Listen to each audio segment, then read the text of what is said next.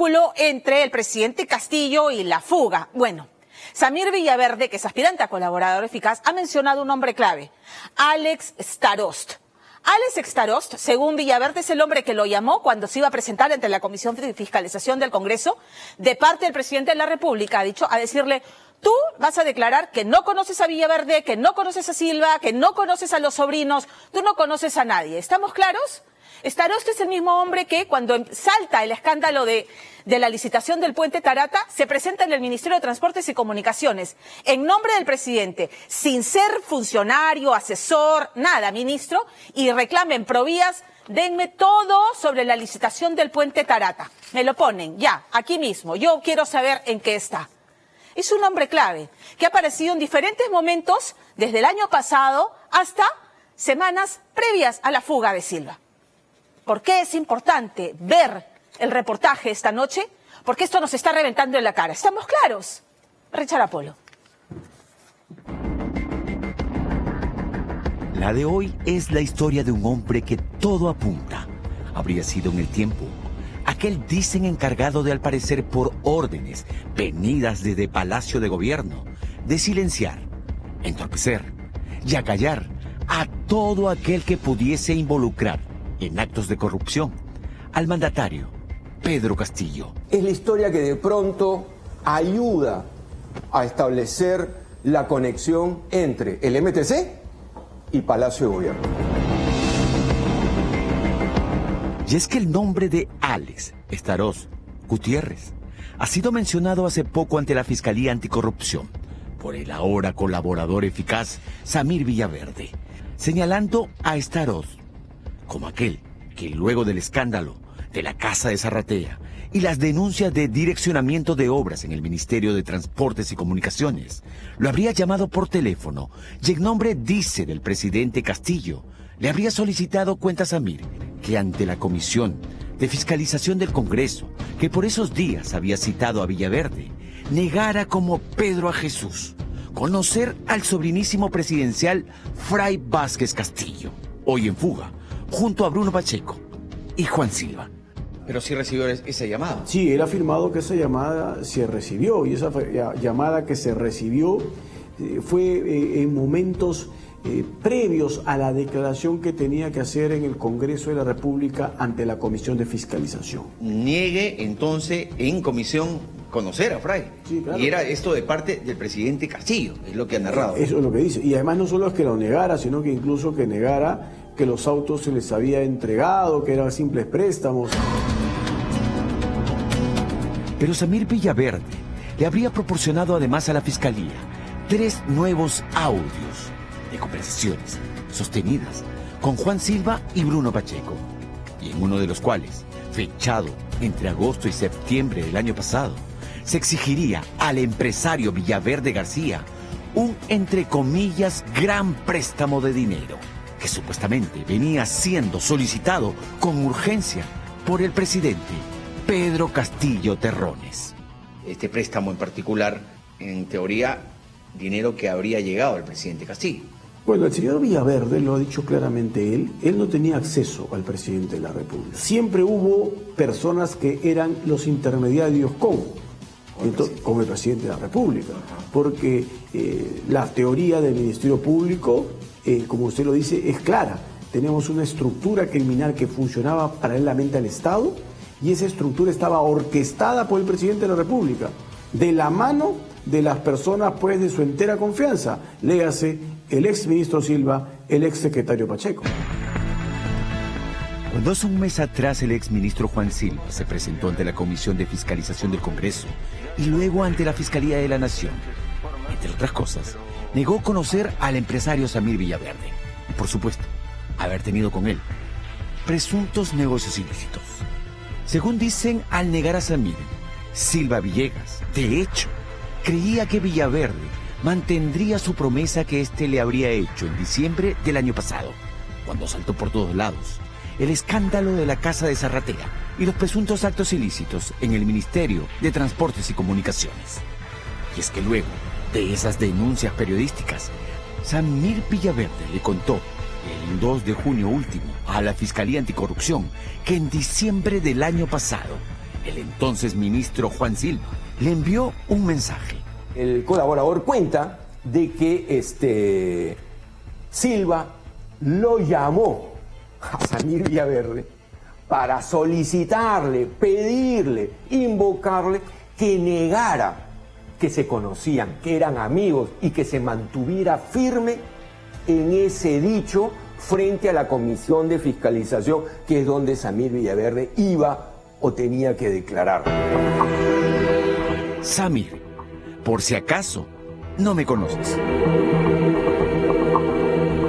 Y si bien en un principio Samir Villaverde al parecer cumplió su palabra y negaba a cuánto lugar acudía a conocer a Silva, ya en cárcel y con una prisión preventiva, el panorama cambió.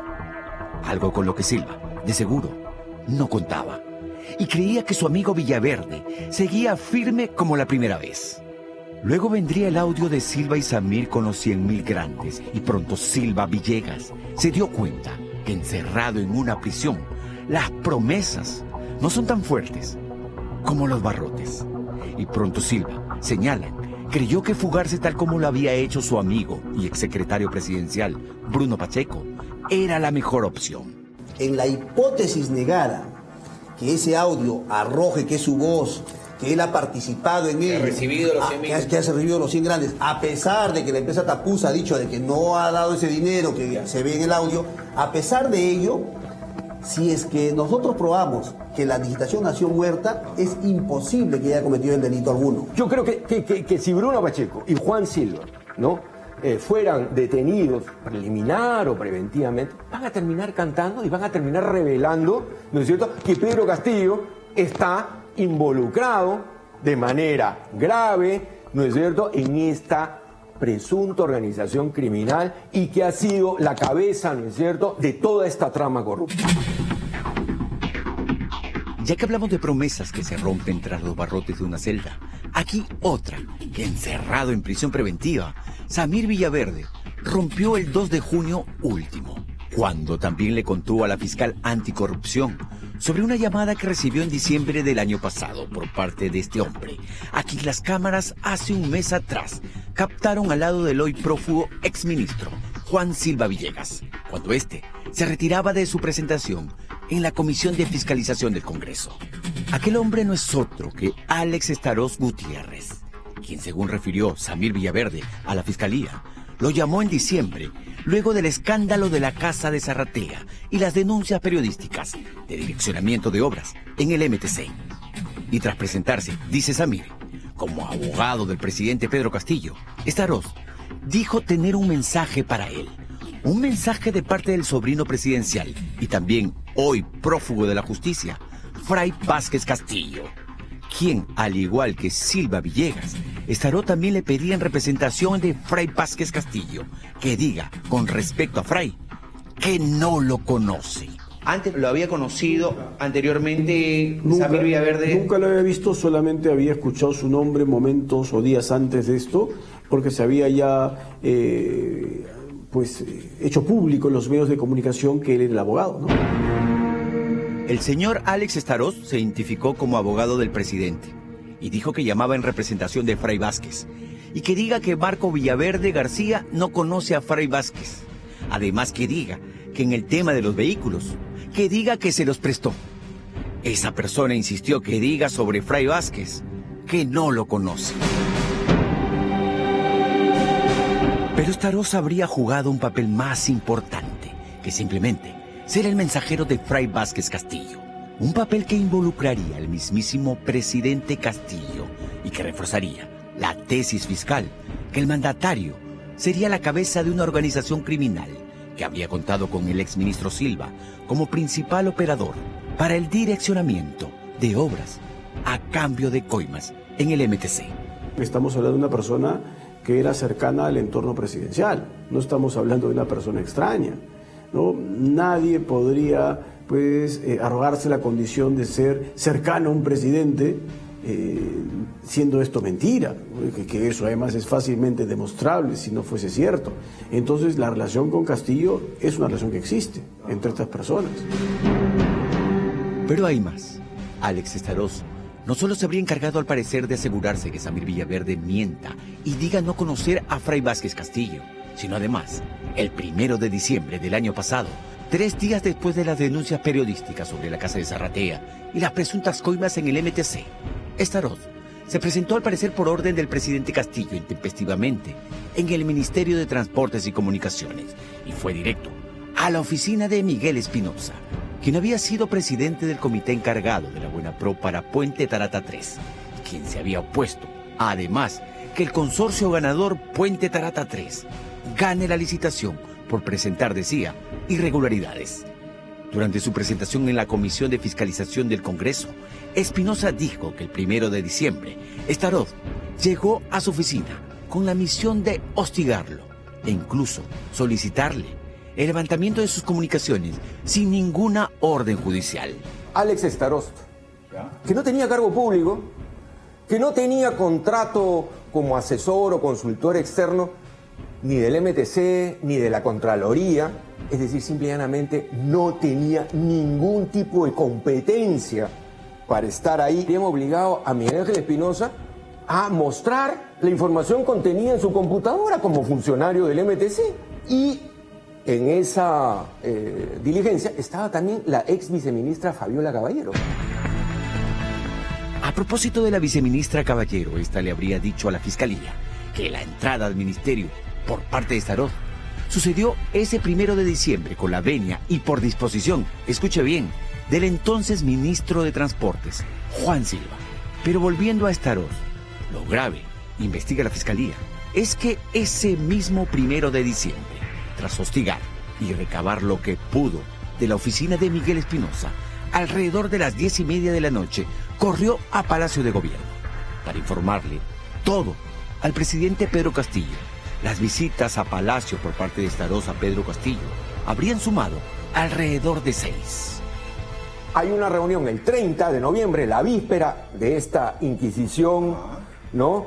Sui generis y sospechosa en el MTC, y luego hay 4 reuniones más hasta el 9 de diciembre, en las que Starost y Pedro Castillo sostienen reuniones. En 2 de estas 6 también participa Juan Silva. Al parecer, Starost siempre ha sabido mantenerse en el círculo cercano del presidente, al punto que incluso fue uno de los abogados del ahora prófugo exministro Silva, cuando éste se presentó previo a su fuga en el Congreso de la República.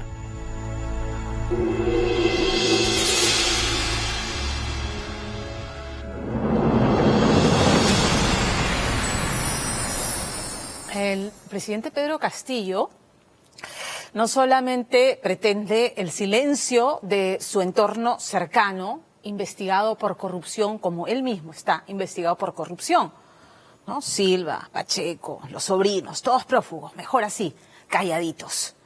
Sino que aparentemente también pretende el silencio de la prensa.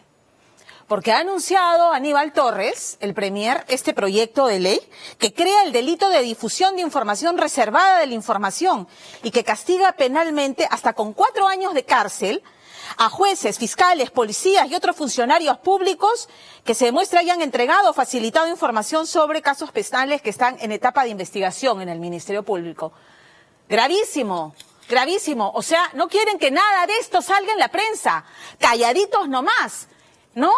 Que sigan haciendo lo que están haciendo en Agrorural, negociando coimas para comprar